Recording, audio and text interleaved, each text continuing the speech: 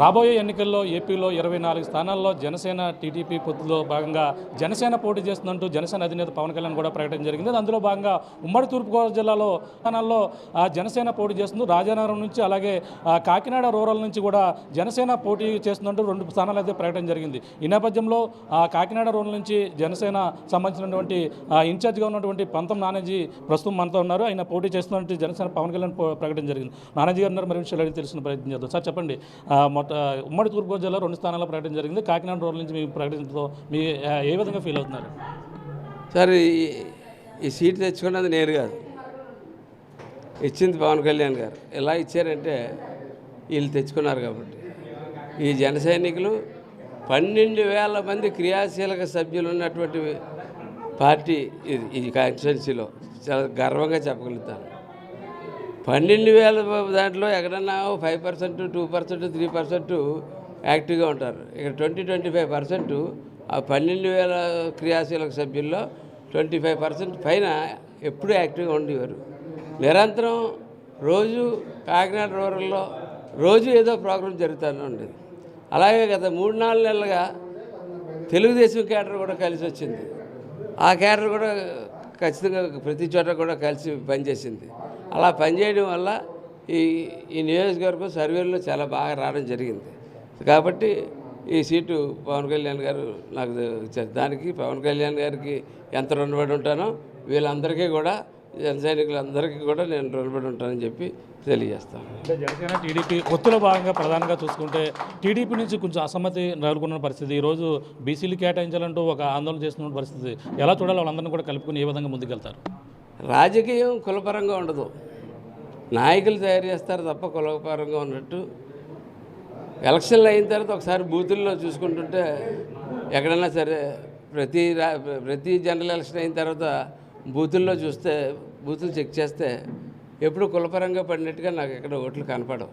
అంటే రాజకీయం ప్రజలకు అనవసరం. ప్రజలకు కావాల్సింది అనుభవమైన చంద్రబాబు కనపడుతూ ఉంటాడు, మంచి హృదయం. అలాగే పరిపాలనలోకి రాకుండానే రైతుల్ని, భవన నిర్మాణ కార్మికుల్ని, అనేక మంది హాస్పిటల్లో ఉన్న ఎంతోమందిని చేస్తా ఆయన సొంత డబ్బుతో కష్టార్జితంతో ఆయన చేస్తుంది కాక ఆయన్ని ఆదర్శంగా తీసుకుని అనేక మంది జనసైనికులు అనేక కార్యక్రమాలు హాస్పిటల్లో ఉన్న వాళ్ళకి ప్రతి ఒక్కరికి చేస్తున్నటువంటి ఇన్ని కార్యక్రమాలు చేస్తున్న పరంగా వాటిని బట్టి ఓట్లు పడతాయి అంతే తప్ప. మొన్న అలా జగన్కి దొంగోడికి ఎలాగ వేసారు ఓటు అంటారేమో, దొంగోడికి ఓటేశారు. ఎందుకు? ఆవేళ వాళ్ళ నాన్నని చూద్దాం పాపం తిరిగాడు, మొన్న ఓడిపోయాడు. వాళ్ళ నాన్న మంచి పరిపాలన ఇచ్చాడు, బాగా ఇచ్చాడు. కానీ అలా నాన్న ద్వారా కొట్టేసిన 1,00,000 కోట్ల గురించి ఆలోచించలేదు. పాపం ఒక్కసారి ఛాన్స్ ఇద్దామంటే వాళ్ళు ఇచ్చేసాడు, సరదా ఇచ్చేసాడు. మొత్తం అందరికీ తీసి పారేసాడు. మొత్తం ఒక్కరు కాదు, ఒక వర్గం కాదు, ఒక మనిషి కాదు.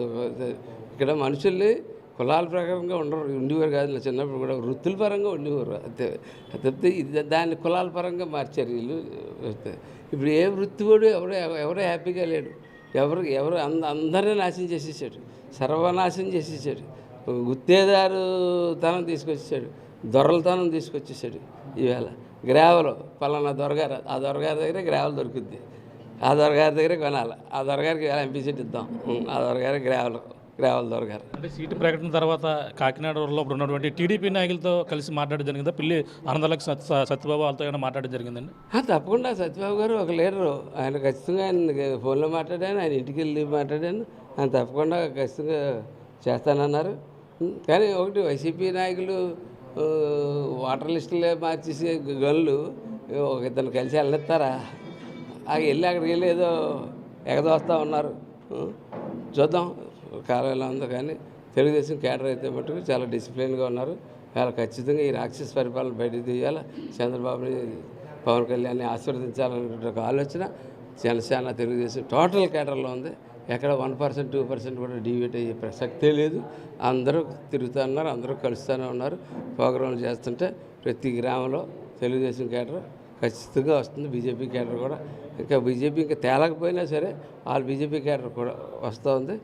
మీకు ఎగ్జాంపుల్ మొన్న నా ఆఫీస్ ఓపెనింగే ప్రతి ఒక్కరూ ప్రతి గ్రామం నుంచి వేరే అన్ని పార్టీలు 3 పార్టీల నుంచి కూడా అందరూ వచ్చి వేలాది మంది వచ్చారు.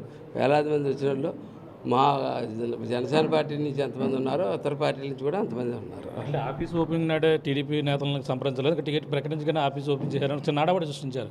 కానీ ఈ రోజు మళ్ళీ పెట్రోల్ పోసుకుని ఆ ఇంటి ముందు ఏదో కొంచెం ఆందోళనకర పరిస్థితులు చేసిన పరిస్థితి అదంతా ఎలా చూడాలి? ఒకవేళ జరిగి ఉంటే నాకు తెలియదు. ఒకవేళ జరిగి ఉంటే 2 రకాలుగా అవ్వచ్చు. ఒకటి చంద్రశేఖర్ రెడ్డి ఇటువంటి వాటిల్లో ఏ పనుల మీద ఉంటుంటాడు, వాళ్ళని రెచ్చగొట్టడానికి అక్కడ రెచ్చగొట్టి వాళ్ళ మనిషి ఇందులో దూరిపోయి చేస్తూ ఉంటారు. 2 నిజంగా ఒక్కోసారి ఎమోషన్ ఫీల్ అయ్యి ఉన్న కార్యకర్త చేసి మన పార్టీ వాళ్ళని సముదాయించుకోవాల్సిన అవసరం ఉంది, సముదాయించుకుంటాం. ఒక నాయకుడు కూడా తిరుగుతున్నప్పుడు ఆ నాయకుడికి ఏదో సీట్ వస్తుంది, మనం అంతా వృద్ధి చెందాం కదా ఎంతమంది మాట ఇచ్చామని అనుకుంటారు. ఆ నాయకుడికి అవ్వలేదు, అవునప్పుడు కొంచెం ఎమోషనల్గా ఉన్న ఫీల్ అయితే అయ్యి ఉండొచ్చు. వాళ్ళని అటువంటి వాళ్ళు ఏంటంటే మేము ఉన్నాం, అండగా ఉంటాం అని చెప్పి ఖచ్చితంగా మేము వాళ్ళకి భరోసా ఇచ్చి మేము భరోసాగా ఉంటామని చెప్తాం. అంటే ఇదే విషయంపై సత్యబాబు గారు ఫోన్ చేసి మాట్లాడడం కానీ ఏం జరిగిందని తెలుసుకోవడం కానీ ఏమైనా జరిగిందండి? సార్ గ్యాస్ ఇస్తూ నేను కనుక్కోలేను కదా. సత్యబాబు గారితో నిన్న మొన్న ఆయన ఇంటికి వెళ్ళి వచ్చాను. అంత ముందు రోజు ఆఫీస్ ఓపెనింగ్కి ఫోన్ చేశాను కూడా. వాళ్ళు కూడా ఉంటున్నాం, మా ఫ్రెండ్స్ కంటిన్యూగా మాట్లాడుతూనే ఉంటారు. అదే అసలు నాకు సత్యబాబుకి వైరువే లేదు. మనకేముంటుంది, అనంతలక్ష్మి గారు చాలా అభిమానంగా ఉంటుంది మనిషి ఆవిడ. అటువంటి ఏమీ లేవు. ఇవన్నీ ఏంటంటే వైసీపీ ట్రాప్లోకి వెళ్లకుండా మనం చూసుకోవాలి అంతే. అంటే వాళ్ళు అనేది ఏం కాదు, అంటే బలిజ సామాజిక వర్గం ఉన్నటువంటి ఇది ఒక నియోజకవర్గం ఒకటే కాబట్టి కనీసం ఎటువంటి హామీ అన్నా ఇచ్చిన తర్వాత ప్రకటించడంలో మేము దాన్ని అభ్యంతరం చేస్తలేదు. అంటే పొత్తుల్లో భాగంగా ఆయనకి ఇవ్వడం మేము కూడా ఆనందిస్తున్నాం. కానీ మాకు బలిజలకు ఎటువంటి హామీ ఇస్తారో కానీ ఇటువంటి హామీల కోసమే మేమంతా ఎదురు చూస్తున్నాం అన్నారు. వాళ్ళందరూ కూడా సత్యబాబు కూడా వాళ్ళందరూ కూడా సద్వినియోగించే పరిస్థితి. ఖచ్చితంగా బలిజీలకి ఏదన్నా పలానా పర్టికులర్ హామీ కావాలి, ఇది కావాలి అంటే రాజకీయ హామీ కావాలంటే తెలుగుదేశం చంద్రబాబు నాయుడు గారు ఎప్పుడు పెద్దపేట వేస్తారు వాళ్ళకి. ఎలాగ ప్రభుత్వం ఉండేది కూడా ఆల్మోస్ట్ సగం కాలం వాళ్ళు ఉంటారు, సగం కాలం మేము ఉండొచ్చు, లేకపోతే రేషియో పద్ధతిలో ఒక బలం రేషియోలో ఉండొచ్చు. ఏదో వాళ్ళు ఏదో పడతారు. వాళ్ళిద్దరికీ కూడా ఒక అవగాహన ఉంది. మనకు తెలియని అవగాహన చంద్రబాబు నాయుడు గారికి పవన్ కళ్యాణ్ గారికి ఉంది. కానీ ఒకవేళ సెట్టిబల్జీలకి ఏదైనా అవసరం ఉంది అనుకుంటే ఖచ్చితంగా కులపరంగా నేను సెటిల్మెంట్కి అవసరం అయితే నేను వచ్చి నిలబడతాను. దాంట్లో ఏ సందేహం లేదు. ఎందుకంటే నేను పుట్టి పెరిగిన వాళ్ళు ఇక్కడ నాకు నిజంగా ఇప్పుడు 30 ఏళ్ళు 40 ఏళ్ళు వచ్చేదాకా నా కూడా తిరిగి కులం పెట్టకూడదు నాకు తెలిసి కాదు. ఎప్పుడు పట్టించుకోలేదు. ఇప్పుడు వచ్చేది కులాలు అంటున్నారు కానీ రోజు కలిసి పొద్దున సాయంత్రం కలిసి ఎక్కడ రాజమండ్రి సినిమాలకి వెళ్ళి ఎక్కడికి వెళ్ళి తిరుగుతూ ఉండేవాళ్ళు. తిరుగుతున్నాడు వాడు సెటిల్మెంట్ చేయాలి నాకేం తెలిసేది ఫ్రెండ్ అంతే.